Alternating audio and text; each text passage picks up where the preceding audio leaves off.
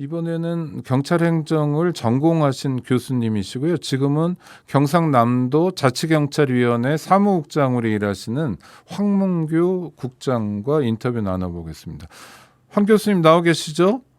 네, 안녕하세요. 네, 오늘 발표된 권고안 보셨죠?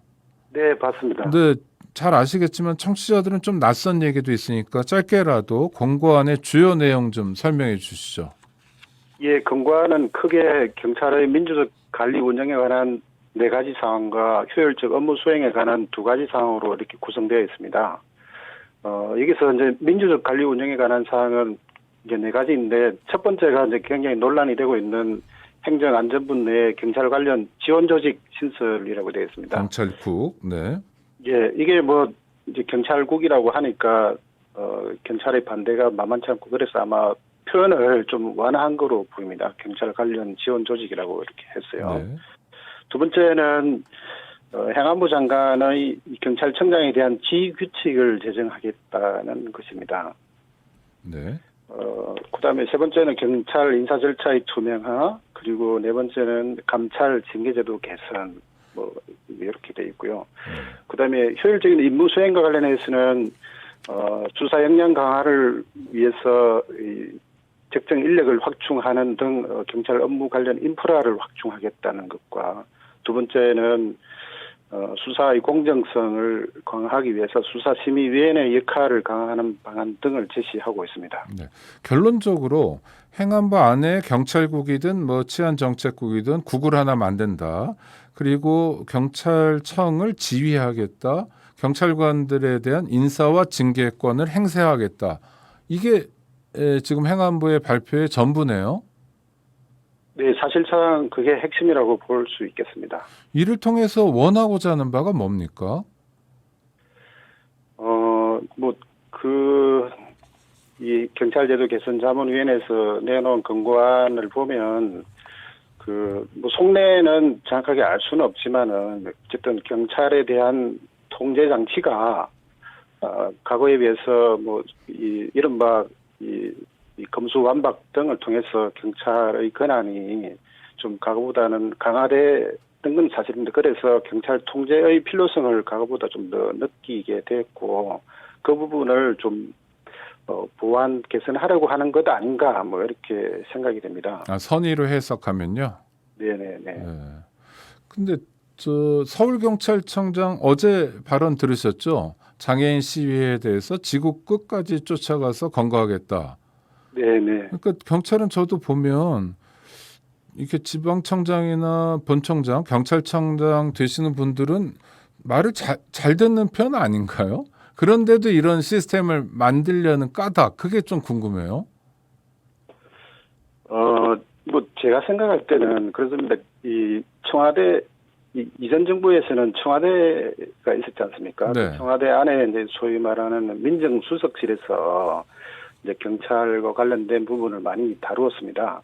특히 이제 총경 이상의 경찰 공무원에 대한 인사 등은 그쪽에서 많이 다뤄진 것으로 이렇게 알려지고 있는데, 이번 정부에서는 청와대의 민정수석실이 없어졌지 않습니까? 네. 그러다 보니까 그 역할을 대신할 뭔가 장치를 찾고 있는 것 아닌가. 그것이 바로 이 행안부를 통한 장치를 마련하고자 하는 것 아닌가, 뭐 이런 생각이 듭니다. 또한 사실은 뭐 선이든 악이든 91년도에 이 경찰법이 제정되면서 경찰청이 이제 행안부 외청으로 이제 독립이 됐는데, 그 과정, 그 배경은 뭐 이제 다 아시는 바와 같이 그간 경찰이 보여준 뭐 여러 가지 뭐 3.15 부정선거라든지 뭐 박종철 고문치사 사건 등등 굉장히 이제 안 좋은 면이 있었기 때문에, 그거를 좀 어떻게 경찰을 정치 권력으로부터 중립적으로 만들 수 있을까 하는 차원에서 만들어졌는데, 그러면 그거를 통해서 그러면 경찰이 과연 굉장히 정치적으로 중립적이었는가, 또 독립적이었는가, 뭐 금방 우리 앵커께서도 말씀하셨지만은 지난 정부와는 다르게 새로운 이 서울경찰청장께서 뭐 지구 끝까지 조직해서 처벌하겠다 이런 것처럼 정권이 바뀌면 그에 따라서 빠르게 이렇게 변하는 모습인데요. 그게 어떻게 보면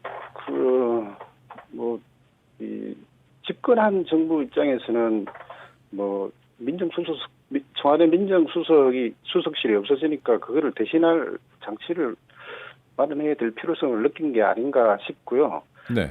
또 하나는 경찰이 이제 굉장히 정치적 중립성을 외치면서 과연 그러면 경찰을 통제할 장치가 좀 충분한가? 그러니까요. 그런 네. 부분에 또 의문을 또 제기할 수 있습니다. 그래서 황 교수님께 여쭤보고 싶은 건 그러면 만약에 황 교수님 보고 이런 안을 한번 만들어 달라. 경찰도 네. 힘이 있는 기관이잖아요. 뭐 검찰청만큼은 아니더라도 그러니까 네네. 민주적 시민적 통제가 필요할 텐데 이런 건 어떤 방안이 있겠습니까? 예, 저는 저에게 그런 기회가 주어진다면 제가 생각하는 것은 행안부의 경찰국 대신에 지금 현재 자치경찰제가 지난해 7월 1일부터 전국적으로 실시되고 있는데 네. 그런 만큼 오히려 이 자치경찰제를 좀 강화하는 방안을 좀 그 출발점으로 놓고 싶습니다. 그게 어떤 의미입니까?